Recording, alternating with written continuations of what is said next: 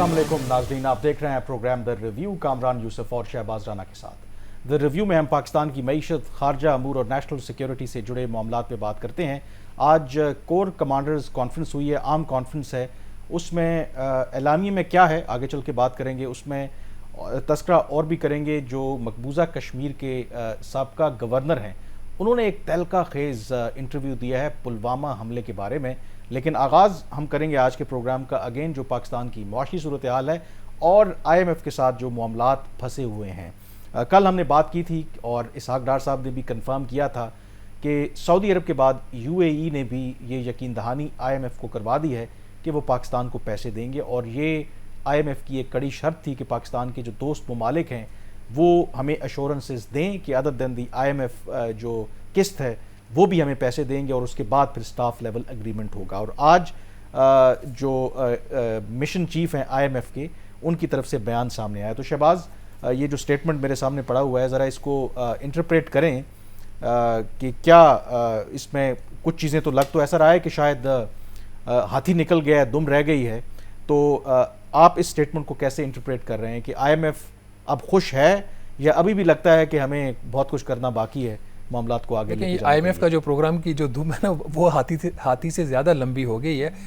Problem ये है कि आवाम भी और हुकूमत भी, both of them are hungry of good news.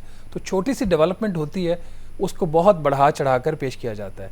ख़ासतौर पर मीडिया में, इलेक्ट्रॉनिक चैनल्स में मैंने एक चीज़ नोट की है, हुकूमत थोड़ी सी मोहतात थी। कल इसहाक डार साहब के ट्वीट थे, उन्होंने ये नहीं कहा कि हम स्टाफ लेवल एग्रीमेंट हमारा होने जा रहा है। उन्होंने बेसिकली ये कहा जी कि हमें एक एश्योरेंस मिल गई है मुत्तहिदा अरब अमारात से, और जो स्टेट बैंक ऑफ पाकिस्तान वो डॉक्यूमेंट्स को प्रोसेस वो अब करेंगे, उसकी जो भी उसकी रिक्वायरमेंट्स है पूरी करेंगे। उससे एक उम्मीद ये पैदा हुई थी कुछ लोगों में कि शायद अब स्टाफ लेवल एग्रीमेंट जो है उसके हम करीब पहुँचे हैं, क्योंकि यही कहा जा रहा था कि जो $6 अरब पाकिस्तान को चाहिए, उस $6 अरब में से $3 अरब पाकिस्तान अभी ले आए और $3 अरब स्टाफ लेवल एग्रीमेंट के बाद। लेकिन ये वाली जो एक इम्प्रेशन था, ये वजारत ख़जाना के हुकाम ने दिया था मीडिया को। मेरी असेसमेंट थोड़ी सी डिफरेंट थी। जब हम दोनों साइड से बात करते तो एक दूसरी असेसमेंट निकलती, तो इसलिए मैंने कल ये बात बाहर कही थी कि ये देखना पड़ेगा ये $3 बिलियन से काम पूरा हो जाएगा या IMF अभी भी आपको जो कहेगा जी कि 2+1 करें, $1 अरब नॉन आप बायलैटरल भी लेके आएँ। आज सुबह एक स्टेटमेंट IMF की तरफ से नाज़रीन जारी हुआ, नेथन पोर्टर मिशन चीफ, और उस स्टेटमेंट ने एटलीस्ट ये काम किया कि जो एक एक्सपेक्टेशन बहुत हाई हो गई थी कि बहुत जल्द स्टाफ लेवल एग्रीमेंट हो जाएगा, क्योंकि मुत्तहिदा अरब अमारात से भी एश्योरेंस आ गई है और सऊदी अरब से भी आ गई है, तो अब हम बहुत करीब पहुंच गए हैं। ये जो IMF की फ्रेश स्टेटमेंट आई है, उसने उस एक्सपेक्टेशन को थोड़ा सा टेम किया है। उसको लोगों को जो होप थी, एक मेरा ख्याल आर्टिफिशियल वो होप थी कि शायद उस तरफ बात चल नहीं, वो वहाँ तक नहीं पहुँची थी, सफ़र ज़रूर जारी था। IMF की जो स्टेटमेंट के 3 इंपॉर्टेंट इसके अंदर पॉइंट्स हैं। नंबर 1, उन्होंने इस चीज़ को वेलकम किया IMF ने कि जो अभी बायलैटरल पार्टनर्स की तरफ से पाकिस्तान को एश्योरेंसेस मिली हैं, उसको उन्होंने उसका खैर मकदम किया है। दूसरी, उन्होंने ये बात कही है विच इज़ इम्पॉर्टेंट, इसलिए कि जो इस वक्त PDM हुकूमत है और इसकी जो पॉलिसीज़ हैं उसके ऊपर कुछ लोगों के कंसर्न्स हैं कि ये बहुत ज़्यादा रिवर्सल कर सकते हैं जो टाइट मॉनिटरी और फिस्कल पॉलिसीज़ इंप्लीमेंट कर रहे हैं, और ये चीज़ उन्होंने स्टेटमेंट में लिया है। नाज़रीन, इसका एक जो दो इसके ऑपरेटिव जुमले हैं। जो पहला ये है कि during the meetings between the Pakistani delegation and IMF staff and management there was agreement on the need to maintain strong policies and secure sufficient financing to support the authorities. इसके ऊपर इसके बाद में एक्सप्लेन करते हैं, पर जो तीसरा इंपॉर्टेंट पॉइंट है जो ये चीज़ वाज़े करता है कि स्टाफ लेवल एग्रीमेंट जो है वो पाकिस्तान का कब हो सकता है, वो सिर्फ UAE से ही जो हमें एक लोन की एश्योरेंस मिली उससे मामला हल नहीं होता। ये स्टेटमेंट इंपॉर्टेंट है। इसका जो पार्ट है, the IMF is supporting these efforts and looks forward to obtain the necessary financing assurances as soon as possible to pave the way for the successful completion of the 9th EFF review. ये जो उन्होंने एक दबे लफ्ज़ों में जो बात कही है, उन्होंने एक्सप्लिसिटली IMF ने नहीं कहा कि हमें $6 अरब की एश्योरेंस चाहिए, बट उन्होंने ये बात वाज़े कर दी है। पहले उन्होंने कहा जी कि हम इस चीज़ को वेलकम करते हैं जो पाकिस्तान को पहले एश्योरेंसेज मिल चुकी है, और लेकिन मज़ीद जो नेसेसरी एश्योरेंसेज हैं वो पाकिस्तान को चाहिए। तो कामरान, ये इसकी इंटरप्रिटेशन तो है। इसका मतलब है, देखें, ज़ाहिर है कि पूरी स्टेटमेंट के अंदर वो ये तो नहीं कहेंगे ना, मतलब जो अगर बैकग्राउंड जो समझते हैं उनको पता है कि इसके अंदर क्या पैगाम है। तो इसका मतलब है कि 3 बिलियन की तो एश्योरेंसेस हमें मिल गई, तो IMF अब क्या कह रहा है कि क्योंकि पहले शायद हमारी ये अंडरस्टैंडिंग थी कि 3 बिलियन की अगर हमें एश्योरेंस मिल जाएगी, स्टाफ लेवल एग्रीमेंट हो जाएगा और बाकी 3 बिलियन जब अगली किस्त मिल जाएगी तो उसके बाद मामलात हो जाएंगे। तो अब इसका क्या मतलब है कि IMF ये चाह रहा है कि ये 6 बिलियन जो डॉलर जो हमारा गैप रहता है वो इस स्टाफ लेवल एग्रीमेंट और इस बोर्ड की मीटिंग से पहले ही एश्योरेंस चाहिए हमें, क्या ये इसका मतलब है? वो बिल्कुल उसकी कमिटमेंट्स चाह रहे हैं टोटल 6 अरब डॉलर की। अब ये खुद से नहीं कह रहे कि आप इससे पैसे पकड़ लो या किससे ले लो। हुकूमत पाकिस्तान ने उनको एक फाइनेंसिंग प्लान दिया जो हमने पिछले प्रोग्राम में बड़े तफसील से उसको एक्सप्लेन किया था। उस फाइनेंसिंग प्लान के 3-4 कंपोनेंट्स थे। नंबर 1 बायलैटरल एश्योरेंसेस, उसमें वो इनको मिल गई 2+1 की, 2 अरब डॉलर सऊदी अरब से और 1 अरब डॉलर यूएई से। अब पीछे रह गया 3 अरब डॉलर। 3 अरब डॉलर इन्होंने कहाँ से लेने, जो पाकिस्तान ने IMF को बताया कि कुछ हम कमर्शियल बैंक से कर्जा लेंगे, कुछ जो जिनीवा प्लेजेस हैं कुछ 450 मिलियन डॉलर वहाँ से, कुछ पर जो 3 इंटरनेशनल एयरपोर्ट्स हैं पाकिस्तान के, इस्लामाबाद, कराची, लाहौर, उसको ठेके पर दे के कुछ इनका ख्याल था वहाँ से पैसे आ जाएंगे।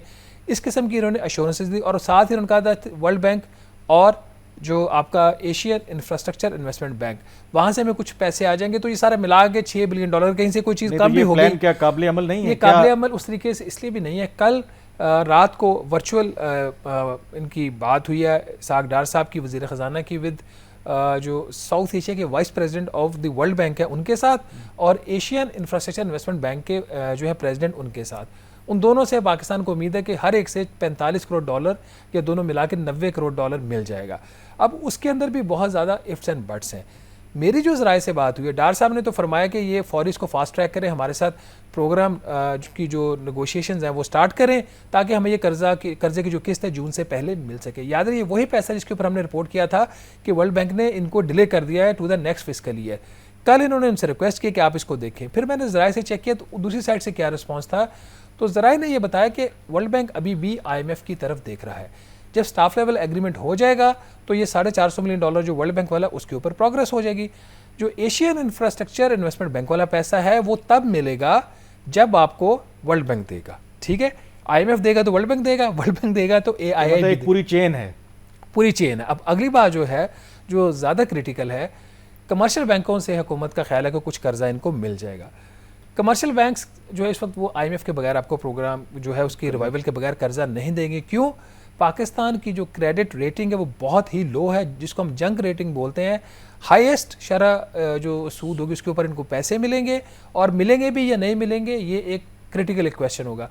तीसरा, एयरपोर्ट्स की गालबन हमने कल बात की थी या नहीं कि वो प्रोसेस तो वो डिले हो गया।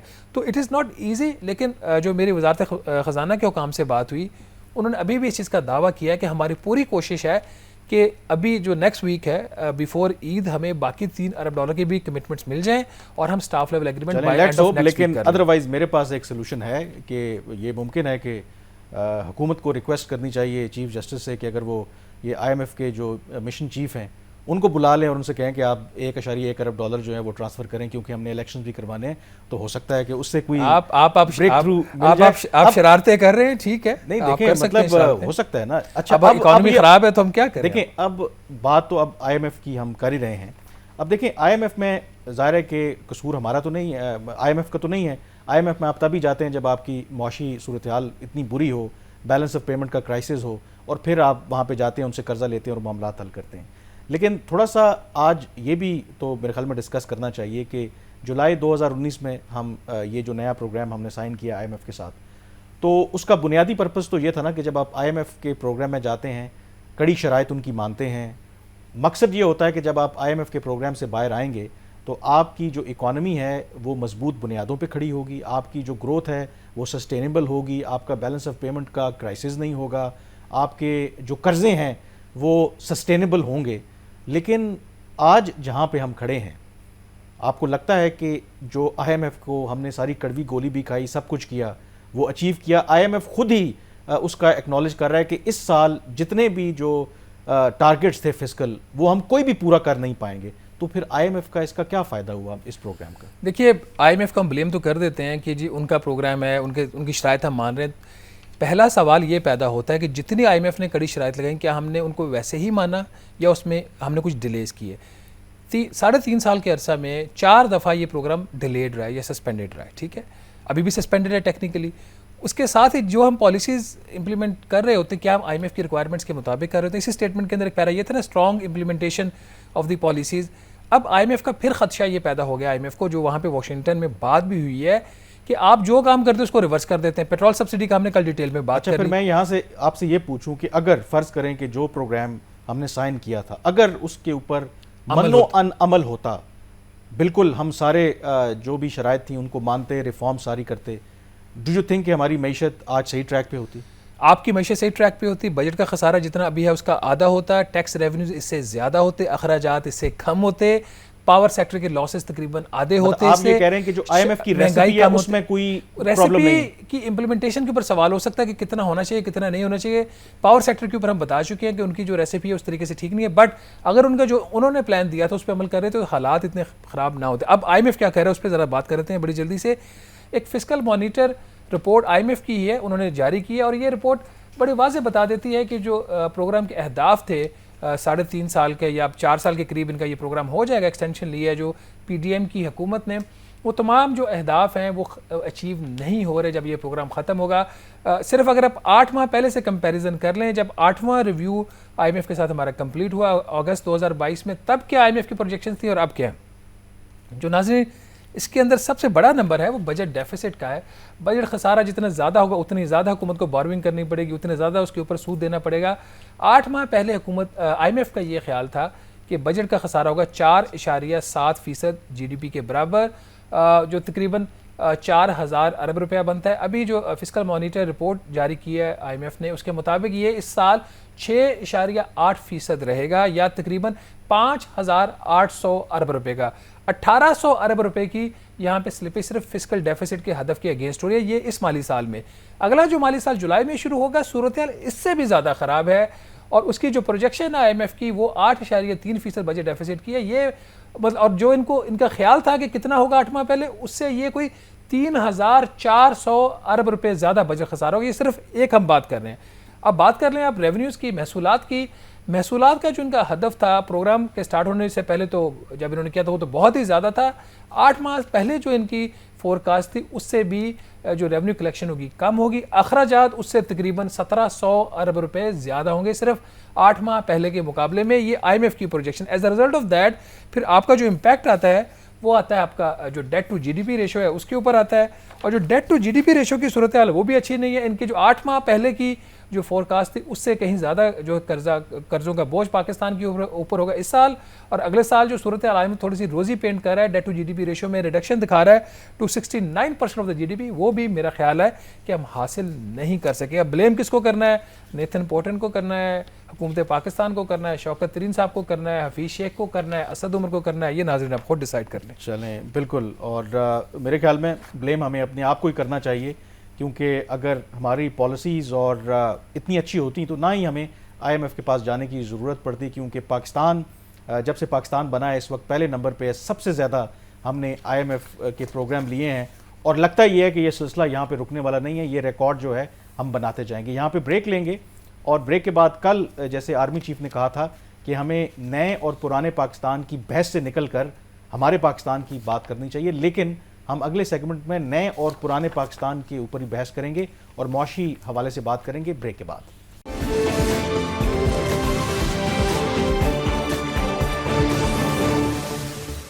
ब्रेक के बाद एक दफ़ा फिर आपको खुशामदीद कहते हैं। ये जो पाकिस्तान डेमोक्रेटिक मूवमेंट की जो हुकूमत है, इसको आए हुए 1 साल हो गए हैं, और जब इन्होंने इक़्तिदार संभाला था, तहरीक अदम एतमाद के नतीजे में इमरान खान को घर भेजा था, तो ये कहते थे कि ये रियासत बचाने के लिए निकले हैं, अपनी सियासत बचाने के लिए नहीं निकले।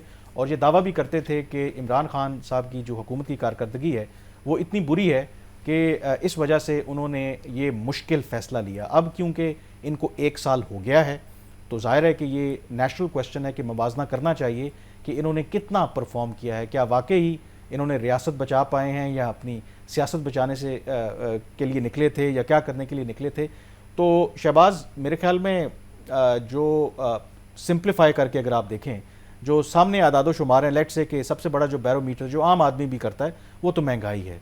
अगर आप सिंपली जब इमरान खान छोड़ के गए थे, ज़ाहिर है कि महंगाई की शरह डबल डिजिट में तो थी, लेकिन इतना बुरा हाल नहीं था। अब हमने 50 साल का पुराना जो रिकॉर्ड है वो तोड़ दिया है।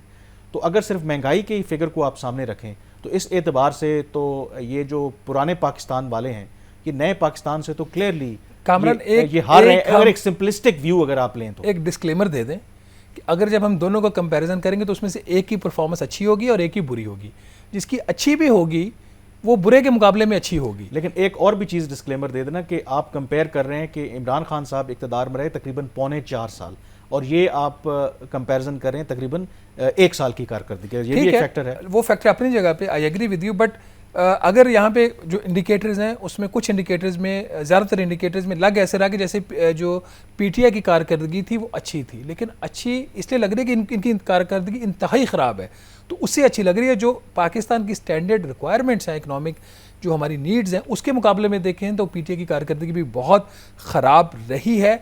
और ये 3.5 पौने 4 से पहले कि आप कारकर्दगी पे आए, फ़र्ज़ करें कि ये पीडीएम की हुकूमत ना होती, इमरान खान साहब ही रहते इक़्तिदार में, तो do you think that situation would have been different? क्योंकि कुछ लोग तो कहते हैं ना कि जो पॉलिसी डिसीजंस या लैक ऑफ पॉलिसी डिसीजंस पिछली गवर्नमेंट ने लिए थे उसका जो इम्पैक्ट है वो अभी आ रहा है। अगर वो भी होते तो हालात आज मुख्तलिफ ना होते। देखिए, ये एक कंसिडर्ड व्यू पाया जाता है तमाम हलकों में, और तमाम का मतलब तमाम हलके हैं, कि अगर इमरान खान साहब इक़्तिदार में रह जाते तो शायद अभी हम दिवालिया होने की तरफ जा रहे हैं तो शायद अब तक हो चुके होते हैं। ये इतनी स्ट्रॉन्ग स्टेटमेंट है क्योंकि उनको बिल्कुल समझ नहीं आ रही थी, समझ इनको भी नहीं आ रही। यही तो मसला है, जिसको हम अच्छा और बुरा कहेंगे, जो अच्छा है वो भी बुरे से भी बुरा रहा है। अब सूरत नाज़िम कुछ ये 2-3 बड़े नंबर्स हैं। एक तो कामरान ने जिक्र कर दिया, महंगाई का हर बंदे का कंसर्न है पाकिस्तान के अंदर।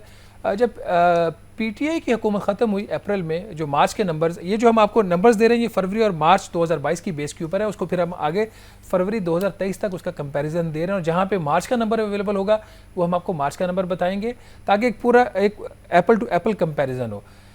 जब पीटीआई की हुकूमत ख़त्म हुई तो उस वक्त पाकिस्तान के अंदर जो महंगाई की शरत थी वो 12.7% थी, और इसमें कोई शक वाली बात नहीं है, इसमें इतना रैपिडली इंक्रीज़ हुआ है पिछले 1 साल के अंदर। आज 35.4% महंगाई की शरह है, और अगले 2 साल तक कोई उम्मीद नहीं है कि इसमें कोई मेजर कोई रिलीफ लोगों को मिलेगा।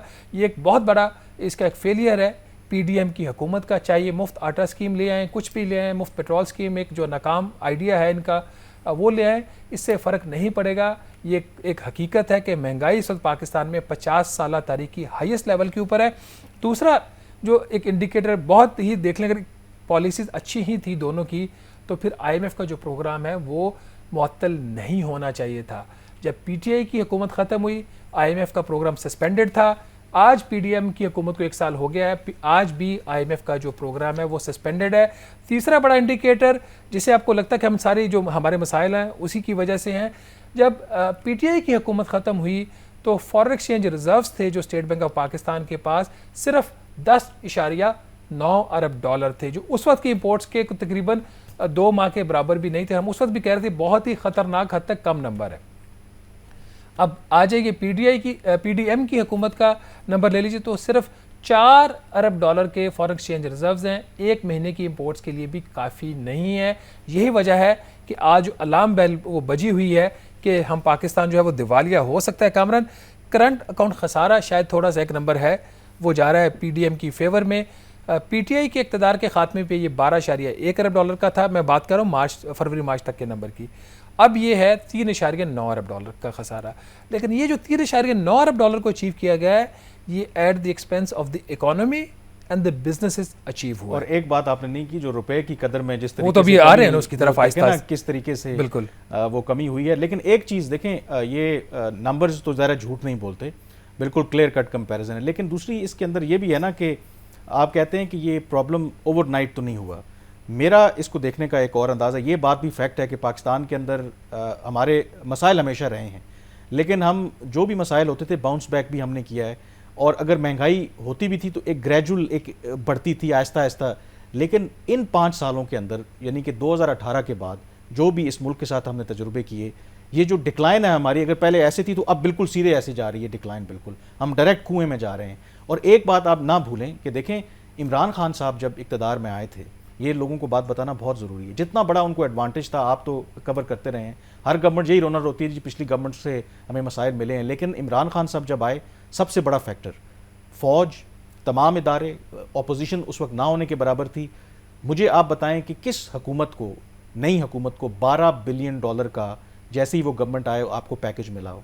किस हुकूमत को जो ISPR वाले या अपारा वाले फ़ोन करके मीडिया को कहते थे कि आपने 6 महीने इस हुकूमत के ऊपर तनकीद नहीं करनी, अपोजिशन के लोग जेलों में पड़े हुए थे, मतलब आपको उन्होंने कहा कि खुला मैदान आपके पास है, आपने जो करना है खेलें, जो मर्जी करें, और उसके बावजूद अगर वो परफॉर्म नहीं कर पाए तो आई थिंक ये बहुत बड़ा पाकिस्तान के लिए एक मिस्ड अपॉर्चुनिटी थी कि जब पहली दफ़ा जो मिलिट्री एस्टैब्लिशमेंट था कंप्लीटली ऑन बोर्ड थी विद द सिविलियन गवर्नमेंट, वो फॉरेन पॉलिसी हो, इंटरनल पॉलिसी हो, सिवाय इसके कि आखिरी 3-4 माह में जब इनके इख्तलाफात हुए। तो ये फैक्टर हमें नहीं भूलना चाहिए कि वो जो तजुर्बा नाकाम हुआ उसका खमियाजा जो है ना आज आप भुगत रहे हैं। इसमें कोई शक वाली बात नहीं, आपका एनालिसिस बिल्कुल ठीक है कि one of the reasons for the economic decline in Pakistan is the military establishment. ये बात हमें जहन में रख लें।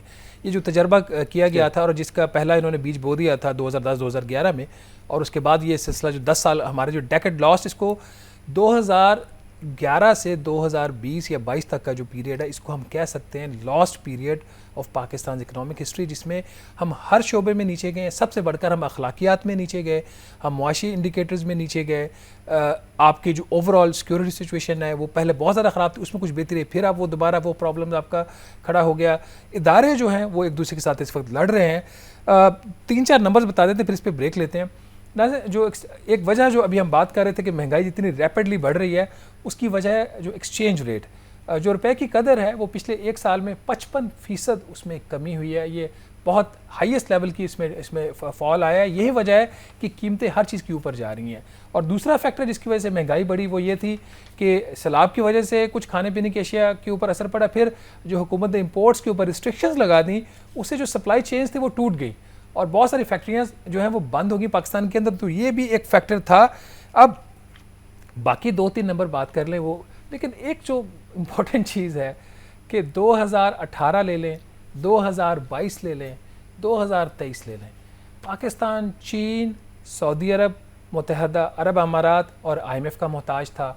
आज भी पाकिस्तान चीन, सऊदी अरब, मुत्तहदा अरब अमारात और IMF का मोहताज है। ये पूरी कहानी है पाकिस्तान की इकॉनमी की। 23 करोड़ की आबादी है, $350 बिलियन की इकॉनमी है। औकात इस मुल्क की अब ये रह गई है कि मुत्तहदा अरब अमारात $1 अरब का कर्जे की सिर्फ आपको यकीन दहानी कराता है, उसके ऊपर ट्वीट्स आते हैं, मुबारकबादें दी जाती हैं, TV चैनल्स उसको ब्रेकिंग खबर चलाते हैं, हम भी आपको बताते हैं जी कि बहुत बड़ी डेवलपमेंट हो गई है, हम यहाँ पे आके चले गए हैं।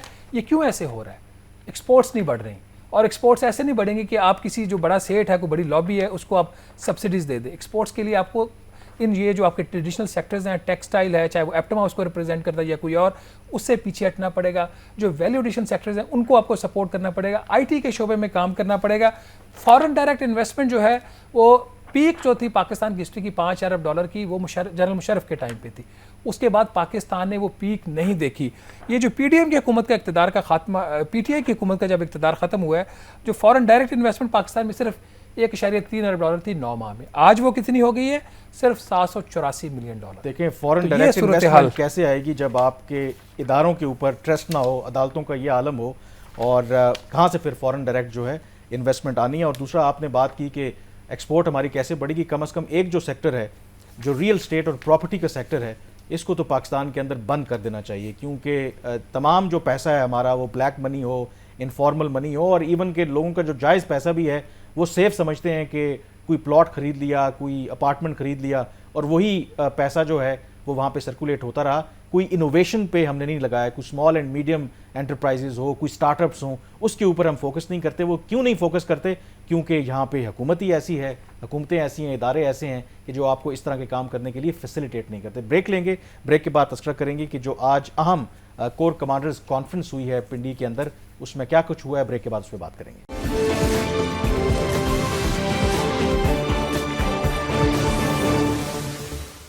जी, ब्रेक के बाद एक दफ़ा फिर आपको खुशामदीद कहते हैं। आज कोर कमांडर्स कॉन्फ्रेंस हुई GHQ में, सदारत की as usual army chief general Asim Munir ने। वैसे तो ज़ाहिर है कि ये रूटीन की कॉन्फ्रेंसेस होती रहती हैं, हर माह में एक कॉन्फ्रेंस होती है, लेकिन ये जो कॉन्फ्रेंस है काफ़ी अरसे के बाद हुई है। लास्ट जो कॉन्फ्रेंस जो रिकॉर्ड पे है वो 31 जनवरी को हुई थी, जो 255th कॉन्फ्रेंस थी, लेकिन ये 257th थी। तो इसका मतलब है कि इसके बीच में भी एक कोर कमांडर्स की कॉन्फ्रेंस हुई है, लेकिन ISPR ने शायद कोई स्टेटमेंट जारी नहीं की, इसलिए हमें उस बारे में नहीं पता। और उसकी वजह यह है कि जो मौजूदा आर्मी चीफ हैं ये यूजुअली चीज़ों को ज़रा लो की रखते हैं, लो प्रोफाइल रहते हैं, तो शायद इस वजह से जो पिछली कोर कमांडर्स की कॉन्फ्रेंस थी उसका कहीं पब्लिकली तस्करा नहीं है। लेकिन फिर इसका एलामिया क्यों जारी हुआ है ये भी इम्पॉर्टेंट है, क्योंकि शहबाज जो इस वक्त हालात हैं आपके, ज़ाहिर है हम जितना भी कहें कि एस्टैब्लिशमेंट ने अपने आप को अलग कर लिया है, उनका कोई सियासत के अंदर रोल नहीं है, लेकिन हिस्टोरिकली जब रोल रहा है मुल्क के अंदर मौजूदा जो सियासी तनाव है, जो बाकी मामलात हैं, आप ये कम्प्लीटली कह नहीं सकते। और अगर फ़ौज कहती भी है तो शायद लोग मानने के लिए तैयार नहीं है। तो ये जो एलामिया जारी हुआ है, I think this is important by and large. तो ज़ाहिर है कि इंटरनल और एक्सटर्नल सिक्योरिटी सिचुएशन को उन्होंने डिस्कस किया है, लेकिन मेरे लिए आई थिंक जो इस स्टेटमेंट के अंदर जो शायद उसका जो करंट आपकी जो पॉलिटिकल सिचुएशन है पंजाब और केपी के अंदर, जो इंतखाबात होने हैं और क्या मुमकिन तौर पर फ़ौज जो अपने जवान उसके लिए मुहैया करेगी, उस स्टेटमेंट को अगर आप देखें कि उन्होंने कहा है the forum affirmed that military leadership is cognizant of the full spectrum of the challenges and it resolves to shoulder its constitutionally mandated responsibilities with the support of the resilient people of Pakistan. अब ये जो sentence है ना, constitutionally mandated responsibilities, programme में आने से पहले मैंने कोशिश की कि जो लोग माजी में इन चीज़ों को डील करते रहे कि मैंने कहा कि इसकी क्या इंटरप्रिटेशन है, तो बहुत से लोगों का कहना था कि ये बड़ा एक नुआंस सा मैसेज जो है, बड़ा subtle message core commanders conference ने दिया है इन द कॉन्टेक्स्ट ऑफ जो इस वक्त सूरत हाल चल रही है पंजाब में इलेक्शंस के हवाले से। और वो ये कहते हैं कि क्योंकि आपको पता है कि कल हमने जिक्र किया था स्टेट बैंक ऑफ पाकिस्तान को डायरेक्ट किया था सुप्रीम कोर्ट ने कि जी आप 21 अरब रुपए ट्रांसफ़र करें इलेक्शन कमीशन को, तो ये ऐन मुमकिन है कि आइंदा आने वाले दिनों में सुप्रीम कोर्ट फ़ौज को कह सकती है कि आप जो हैं वो इलेक्शन ड्यूटीज़ के लिए अपने जवान मुहैया करें। तो मुझे जो मेरी जिन लोगों से बात हुई, तो इस स्टेटमेंट का ये मतलब हो सकता है कि जो फ़ौज है वो जाके ये कहेगी कि जो कॉन्स्टिट्यूशनली जो है we are under the federal government, तो अगर आप चाहते हैं कि हम इलेक्शन ड्यूटीज़ करें तो आप फेडरल गवर्नमेंट को कहें। और फेडरल गवर्नमेंट आपको पता है कि इस वक्त इलेक्शन नहीं करवाना चाहती, वो ताउन नहीं कर रही सुप्रीम कोर्ट से और ना ही इलेक्शन कमीशन से। तो इस जो कोर कमांडर्स कॉन्फ्रेंस है, जो मुझे पता चला है कि शायद ये एक मैसेज दिया गया है कि फ़ौज जो है वो जो कॉन्स्टिट्यूशनली मैंडेटेड उनका रोल है वही सिर्फ अदा करेगी। अगर इनके आर्मी के लोग पीटीआई के दौर में वो अगर उनकी इकोनॉमी से रिलेटेड मीटिंग्स में जाके बैठते हों तो उसके बाद फिर पीछे क्या बच जाता था, तो हाइब्रिड उसको रिजीम ऐसे ही नहीं कहा जाता था। लेकिन कामरान ये बात इस हद तक तो इनकी ठीक है ना कि पार्लियामेंट की एक रेजोल्यूशन है, वो गलत है ये सही, आप डिबेट कर सकते हैं। पार्लियामेंट जो भी सुप्रीम कोर्ट ऑफ पाकिस्तान फैसला देती है उसको नल एंड वाइड करने के लिए पार्लियामेंट एक रेजोल्यूशन लेके आ जाती है। कल का भी जो डिसीजन है उसके ऊपर भी पार्लियामेंट की रेजोल्यूशन आ गई कि अभी पॉसिबल नहीं है, वो इलेक्शन अभी करवाना ही नहीं चाहते। अब सुप्रीम कोर्ट ऑफ पाकिस्तान किस हद तक आर्मी को फोर्स कर सकती है या नहीं, ये देखने वाली बात है। लेकिन एक बात मैं यहाँ पे प्रिंसिपल ज़रूर कहूँगा कि अगर इनका कॉन्स्टिट्यूशनली मैंडेट रोल है ना इनके, जो इनको ऑब्जर्व करना चाहिए और अभी तक माजी में नहीं हुआ, तो फिर ये तमाम एरियाज़ में चले जाएँ। ये बात ठीक है कि माजी में आर्मी को बल सफाई मुहिम के लिए भी इस्तेमाल किया गया, बिजली चोरी रोकने के लिए भी इस्तेमाल किया गया, सैलाब में तो हर दुनिया भर में अगर कोई फ्लड्स है, कोई नेचुरल डिजास्टर है तो दुनिया भर में आती है। बट अभी भी मैं इस चीज़ पे भी काम कर रहा हूँ, मेरे उस पर हाथ में उस पर रिसर्च कंप्लीट नहीं हुई। जो एग्रीकल्चर सेक्टर में आर्मी कुछ काम करना चाह रही है, जिसके लेटर भी आपने देखा, वो कॉन्स्टिट्यूशनली इनका रोल नहीं बनता। उसकी क्या जस्टिफिकेशन हो सकती हैं, क्या ज़रूरत है पाकिस्तान की, अगर एग्रीकल्चर सेक्टर को ये एक नेशनल सिक्योरिटी का एक इशू डिक्लेयर कर दें और नेशनल सिक्योरिटी के इशू को फूड सिक्योरिटी को as a national security declare करें और नेशनल सिक्योरिटी के जरिए फिर उसमें ये अपने वो उसको असिस्ट करें गवर्नमेंट ऑफ पंजाब को, वो भी एक देखने वाली चीज़ है। बट ये जो कॉन्स्टिट्यूशनल मैंडेट बात कर रहे हैं ना, ये सिर्फ इलेक्शन तक मेरे ख्याल में महदूद नहीं होना चाहिए। इसको फिर इसका जो जाविया है उसको तमाम कल की जो स्टेटमेंट है आर्मी चीफ की नेशनल असेंबली के अंदर, जिसमें वो ये कह रहे हैं कि जो मुंतखब नुमाइंदे हैं उनका काम है कि पाकिस्तान के मुस्तकबिल का तयन करें और फ़ौज जो है वो उनको सपोर्ट करेगी इस हवाले से। और आई थिंक इसमें जो कॉन्स्टिट्यूशनली मैंडेटेड रिस्पॉन्सिबिलिटीज़ की जो बात हो रही है, टेक्निकली थियोरेटिकली जो फ़ौज ज़ाहिर है कि एक ज़ैली इदारा है हुकूमत का ही, मसलन जो GHQ है वो एक अटैच्ड डिपार्टमेंट है मिनिस्ट्री ऑफ डिफेंस का, और मिनिस्ट्री ऑफ डिफेंस ज़ाहिर है कि फेडरल गवर्नमेंट के अंडर काम करती है। तो यहाँ पर बताने की कोशिश यही की जा रही है अपेरेंटली, जो हम इसको इंटरप्रेट कर रहे हैं, जो मेरी कुछ जो साबका जो ब्यूरोक्रेट हैं उनसे बात हुई है, तो उनका तो यही ख्याल है कि मैसेज इनके अंदर यही है कि अगर पंजाब के अंदर इलेक्शन की ड्यूटीज़ के लिए फ़ौज को बुलाया जाता है तो वो subject to approval of the federal government होगी। अब अगर सुप्रीम कोर्ट में ये मामला जाता है, सुप्रीम कोर्ट क्या उसको एक्सेप्ट करती है नहीं करती, ये तो आने वाला वक्त ही बताएगा, क्योंकि ऑलरेडी लोग तो ये भी कह रहे हैं कि ये सुप्रीम कोर्ट का इख्तियार नहीं था कि वो स्टेट बैंक को डायरेक्ट करे कि आप इलेक्शन कमीशन के अकाउंट में पैसे जमा करवाएं, और अभी भी शायद मंडे तक पता चलेगा। यू नेवर नो कि स्टेट बैंक अगर ट्रांसफ़र करना चाहे भी तो हो सकता है कि फेडरल गवर्नमेंट जो है वो उन्हें रोक दे, और जब कंप्लायंस रिपोर्ट वो दें कि हम तो ट्रांसफ़र करना चाहते थे लेकिन फेडरल गवर्नमेंट ने हमें रोक दिया। बट लेट्स सी, पीर के रोज़ तक हमें इस हवाले से भी अपडेट मिल जाएगी। यहाँ पे ब्रेक लेंगे और ब्रेक के बाद तस्करा करेंगे 2019 में जो पुलवामा हमला हुआ था, जिसके नतीजे में पाकिस्तान और भारत ऑलमोस्ट एक और जंग के करीब थे, उस हवाले से कुछ नए इंकशाफात सामने आए हैं। ब्रेक के बाद बात करेंगे।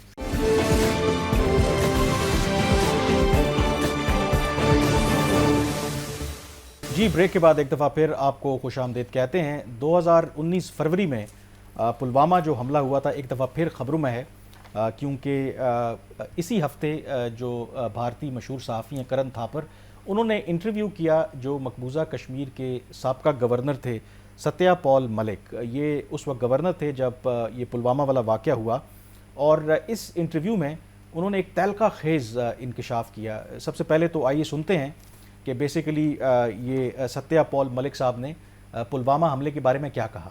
आपने देखा कि कितना तहलका खेज़ उन्होंने इंकशाफ किया। और शहबाज, अगर हम पाकिस्तान के अंदर भी ये कंसर्न पाया जाता था कि ये जो पुलवामा हमला हुआ था, क्योंकि ज़ाहिर है कि कुछ माह पहले हुआ था जब भारत के अंदर आम इंतखाबात होने थे, और पाकिस्तान के अंदर भी एक कंसर्न था कि ये शायद इनसाइड जॉब है, डिलिबरेटली ये करवाया गया है, और मकसद ये है कि ताकि एंटी पाकिस्तान सेंटिमेंट्स को एक्सप्लॉइट किया जाए और मोदी साहब दोबारा मुंतखब होकर आएँ। और वो डेफिनेटली उन्होंने एक्सप्लॉइट किया भी, वो मुंतखब होकर दोबारा आए भी।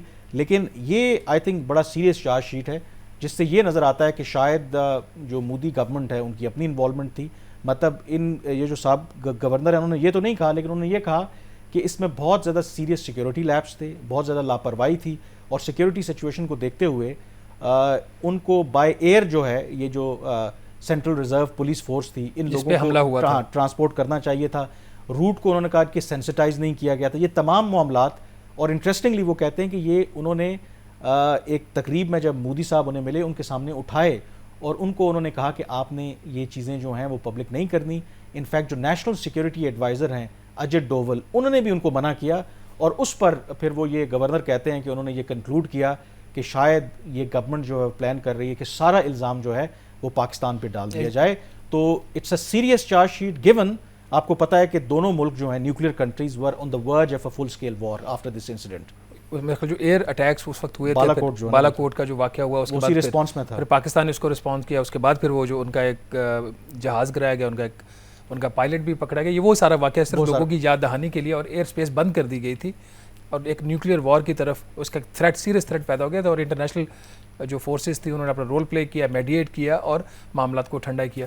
कामरान, ये कोई इस लिहाज से तो ये इंकिशाफ बनता है कि जो बात पाकिस्तान कह रहा था वो बात आज सच साबित हुई, और पाकिस्तान की तरफ से नहीं उसको किया गया, इंडिया के अंदर से। पाकिस्तान जब कहे तो वो तो with a pinch of salt है ना, लेकिन अब अंदर से और यहाँ तक कहा जा रहा है, वो बंदा दावा कर रहा है जो साबिक गवर्नर है, वो कह रहे हैं कि मैंने इंडियन प्राइम मिनिस्टर को और नेशनल सिक्योरिटी एडवाइजर दोनों को बताया कि ये मामला इस तरीके से नहीं है जैसे आप ले रहे हो, और उनको आगे से कहा गया कि आप खामोश हो जाएं। तो ये मेरा ख्याल है इसके ऊपर कोई फैक्ट फाइंडिंग, कोई जुडिशल कमीशन उनका कुछ बनना तो चाहिए। एक बात आप भूल रहे हैं, देखें हमारे यहाँ दो के लोग कुछ कहेंगे कि फेयर कंपैरिजन नहीं है, लेकिन एक फॉलोइंग है ना। जिस तरह हमारे यहाँ इमरान खान साहब हैं, उनकी बहुत ज़्यादा फॉलोइंग है। मतलब मैं उस तरह से डायरेक्टली उनको कंपेयर नहीं कर रहा, मतलब कुछ ऐसे लीडर्स होते हैं ना जो उनकी सपोर्ट बेस होती है वो इतनी स्ट्रांग होती है कि आप उनके खिलाफ जितना मर्जी कोई मवाद ले आएँ, अगर वो जेन्युइन भी हो तो उनके सपोर्टर्स जो हैं वो बिलीव नहीं करेंगे। तो इस वक्त जो स्टेटस भारतीय वज़ीर-ए-आज़म नरेंद्र मोदी का है, मुझे नहीं लगता कि उससे उनको कोई फ़र्क पड़ने वाला है।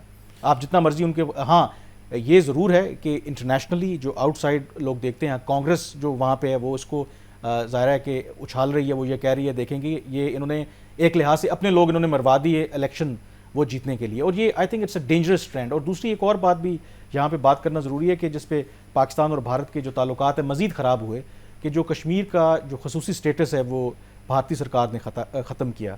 अब ये जो साबिक गवर्नर हैं मकबूजा कश्मीर के, वो ये कह रहे हैं, दावा कर रहे हैं कि जो मोदी साहब हैं इनको कश्मीर के बारे में कुछ नहीं पता, ये इग्नोरेंट हैं। और वो ये कह रहे हैं कि कश्मीर की जो खसूसी हैसियत है उसको ख़त्म करना भी बहुत बड़ी गलती थी, और वो ये कह रहे हैं कि ये जो कश्मीर का जो स्टेटहुड है ये बहाल होना चाहिए। अगेन दिस इज़ समथिंग जो इंडोर्स करता है पाकिस्तान कभी। आई डोंट सी कि कोई वहाँ पे कुछ सेंस प्रिवेल करेगी। आई डोंट सी कि वो 370 को रिवर्स करेंगे आर्टिकल को, वो उसको इसके साथ ही वहाँ पे कोई इस किस्म की इन्वेस्टिगेशन नहीं, बल्कि इस चीज़ को, और वो भी एक ऐसी सिचुएशन के अंदर जब पाकिस्तान पॉलिटिकली इकोनॉमिकली इतना वीक है। इनफैक्ट लास्ट वीक भी हमने बात की थी, अब तो वो जो इंडस वाटर ट्रीटी है सिंस 1960 उसको रिव्यू और मॉडिफाई करने की बात कर रहे हैं, और उसके पीछे एक कंसर्न ये भी पाया जाता है कि भारतीय हुकूमत ये समझती है कि Pakistan is on a weak footing, तो शायद ये बेस्ट टाइम है कि इस ट्रीटी को रीओपन किया जाए और अपनी डिक्टेट जो टर्म्स हैं वो डिक्टेट की जाएं। तो लेकिन एक चीज़ मेरे ख्याल में पाकिस्तान के अंदर ये नहीं कि हमने बड़ी कोताहियाँ हैं, हमारी बड़ी अपनी वीकनेसेस हैं कश्मीर के ऊपर या भारत के साथ जो भी मसाइल हैं, हमारा उसमें बहुत ज़्यादा रोल है, हमारी पॉलिसी जो है वो बड़ी इनकन्सिस्टेंट रही है। लेकिन एक चीज़ मेरे ख्याल में पाकिस्तान के अंदर जो अवाम है वो इतना शऊर उनमें आ गया है कि आज भी अब इलेक्शंस पाकिस्तान में होने हैं इस साल के आखिर में या जब भी होते हैं, तो भारत जो है वो उस तरह से इशू नहीं है। मसलन आप भारत को गाली दे के जो एंटी इंडिया सेंटिमेंट को उभार के आप पाकिस्तान के अंदर कम से कम इलेक्शन नहीं जीत सकते, जबकि दूसरी तरफ ये अनफॉर्चुनेट है कि भारत इतना बड़ा मुल्क है, अब उनके ग्लोबल एम्बिशंस हैं, वहाँ पर अब भी इलेक्शंस होते हैं, और ख़ास करके जो नॉर्थ का जो उनका एरिया है वहाँ पे अभी भी जो एंटी पाकिस्तान सेंटिमेंट है उसकी बेस के ऊपर आपको वोट मिलते हैं, which is I believe is a very dangerous trend. आज के द रिव्यू से इतना ही। मुझे कामरान यूसुफ और शहबाज राना को इजाज़त दीजिए। अल्लाह हाफिज़।